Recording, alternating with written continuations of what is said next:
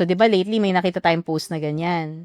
Parang na-burnout siya, nag-end up, nire-resent na niya yung work niya. Oo. Nasisi niya yung work niya. Yes, or worse, you end up resenting motherhood. You end up resenting your business or even your partner. But in reality, it's really just burnout na nag-build up. Then, papasok din yung self-doubt na parang, baka ako yung may mali or baka demanding ako. Oo, and parang andun din yung parang, bakit ganun? Ang powerful ko sa business, but powerless ako sa love. So parang nagkakaroon ka ng identity crisis. Parang naalala ko tuloy si Chris Aquino. Masingit ko lang.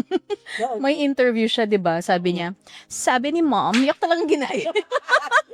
Sabi ni mom, ang tali-talino ko, pero ang boba ko daw sa pag-ibig. May parang ganong dissonance na, I'm this strong, independent career woman, but at home, parang di ako nirespeto sa relationship or whatever.